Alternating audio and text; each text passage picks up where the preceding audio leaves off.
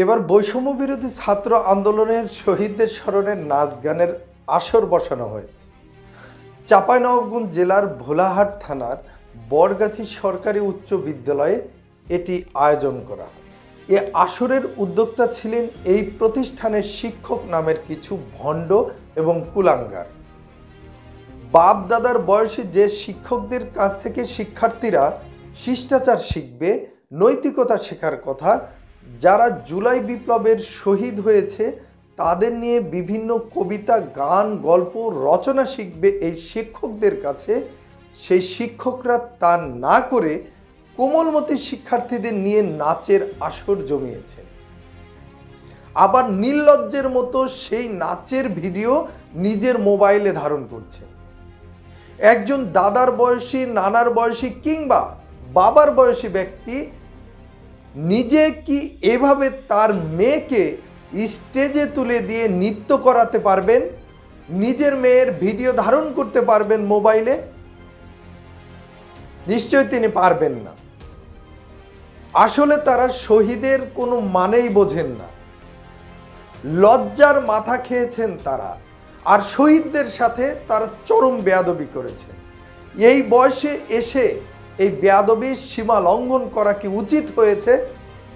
সাম্প্রতিক সময়ে ঘটে যাওয়া এই বিপ্লবকে জাতির সামনে তুলে ধরার জন্য বিভিন্ন পাঠ্যক্রমে জুলাই বিপ্লবে শহীদদের ইতিহাস সন্নিবেশিত করা হচ্ছে। বিভিন্ন শ্রেণীতে পাঠদান করা হবে বলে আশা করা যাচ্ছে। আর এ সম্পর্কে পাঠদান করাবেন কারা? এই শিক্ষকেরা। কিন্তু এই শিক্ষকরা যদি শহীদ শব্দটির সাথে সঠিকভাবে পরিচিত না হয়ে থাকেন, শহীদের মর্মার্থ সম্পর্কে না বুঝে থাকেন, তাহলে এই শিক্ষক নামের কুলাঙ্গাররা শহীদদের স্মরণে দোয়া মাহফিলের পরিবর্তে এভাবে যুগের পর যুগ নাচ গানের আসরের আয়োজন করবেন।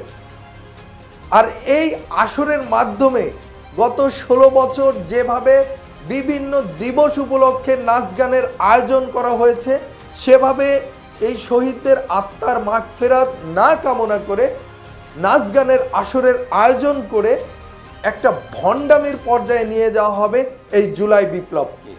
এখন আপনাদের কাছে প্রশ্ন হলো, এই শিক্ষা প্রতিষ্ঠানের আশেপাশে যারা অবস্থান করছেন সবাই কি জুলাই বিপ্লব সম্পর্কে জানেন না? সবাই কি শহীদ শব্দটির অর্থ জানেন না? তাহলে কোন সাহসে এই শিক্ষা প্রতিষ্ঠানের অধ্যক্ষ এবং বিভিন্ন শিক্ষক শহীদ আবু সাঈদের ছবি পোস্টারে, ব্যানারে লাগিয়ে নাচ গানের আয়োজন করেছে?